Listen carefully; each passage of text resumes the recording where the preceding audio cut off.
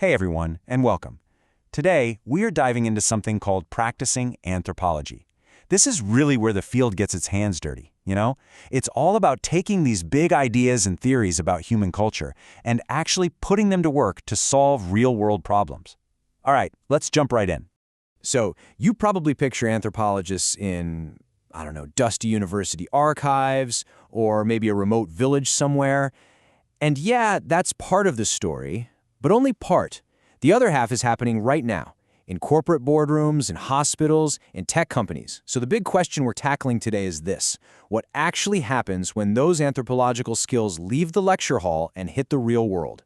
So here's our game plan. We're going to start with the absolute core difference between academic and practicing anthropology. Then we'll trace its history, see where anthropologists are making a difference today, check out the tools they use, and finally, take a peek into the future. It's a complete roadmap, which should be super helpful if you're studying this stuff. Okay, first up, let's nail down this foundational idea. Seriously, understanding the split between theory and practice is the key to unlocking everything else we're going to talk about today. Think of it like two sides of the same coin. On one side, you've got academic anthropology. Its job is to build our library of human knowledge, to create theories, to ask big questions, and to teach the next generation. But practicing anthropology? It takes those books off the shelf and puts them into action to solve a problem right now. So one is about building knowledge, and the other is about applying it. That's the key distinction. And this is exactly why practicing anthropology is often called the fifth subdiscipline.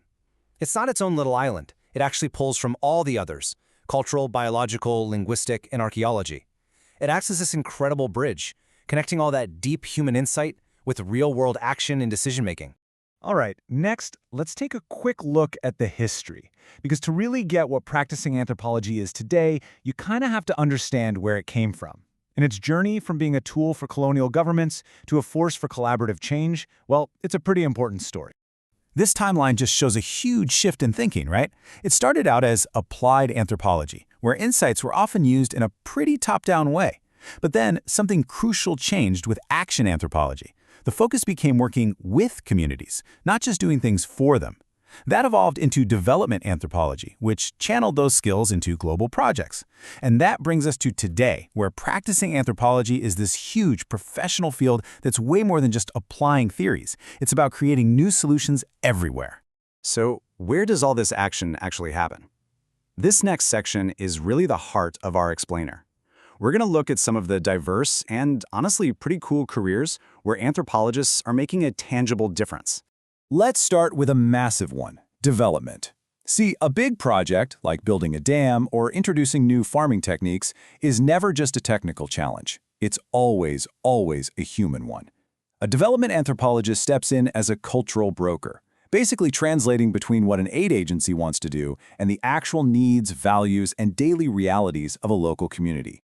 And this is what that actually looks like on the ground. They're the ones analyzing how a project will impact people's lives, mediating when things get tense, and making sure the solutions aren't just effective, but also culturally a good fit. And really importantly, they provide that critical voice, helping big organizations learn from past mistakes so they don't keep making them. Okay, now for a totally different universe, the world of business. You know, a huge mistake that companies make when they go global isn't about their pricing or their technology, it's that they just don't get the local culture.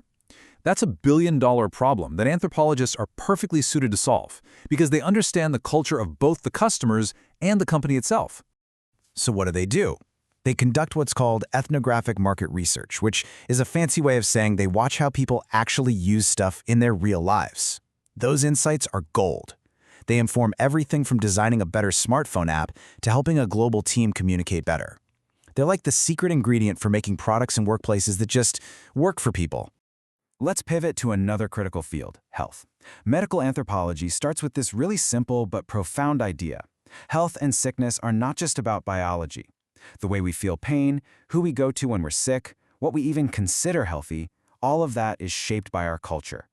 And this has huge implications for public health. Anthropologists are absolutely vital for creating health campaigns that people will actually listen to. They study local healing practices, ethnomedicine, not to dismiss them, but to understand them. All this work helps build trust and can improve everything from tracking a disease outbreak to just making a doctor's visit go a little bit better. Okay, so we've seen the what and the where. Now for section 4, the how. What are the actual methods and techniques that practicing anthropologists use to get these incredible insights? Here's a peek inside the toolkit, and what's cool is that it's this great mix of methods. You've got the classic, deep dive stuff like participant observation, which is the hallmark of anthropology, and in-depth interviews. But they also use quantitative tools like surveys and statistical analysis.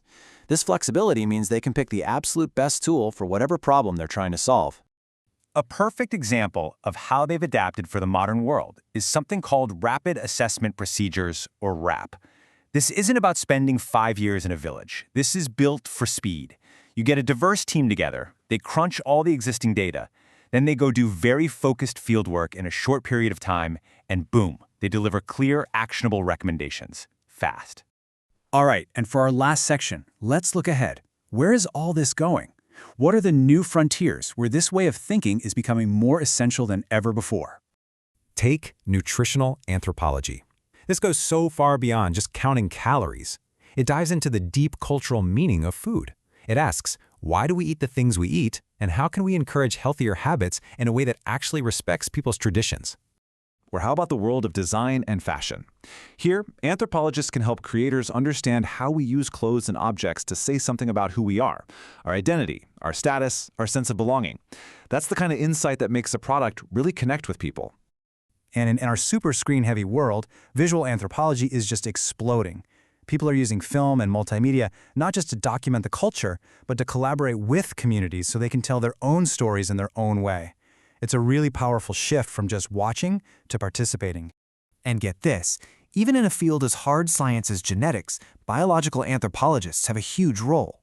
In genetic counseling, they help people make sense of the complex social and ethical questions that come with DNA testing. They translate that raw data into human meaning. And all of this brings us to one final thought. When you think about the biggest challenges we're facing, things like climate change, or the ethics of AI, or global pandemics, they aren't just technical problems. They're fundamentally human problems. They all require a deep, nuanced understanding of culture and context. So the real question isn't if we'll need anthropologists, but simply where we're going to need them most next.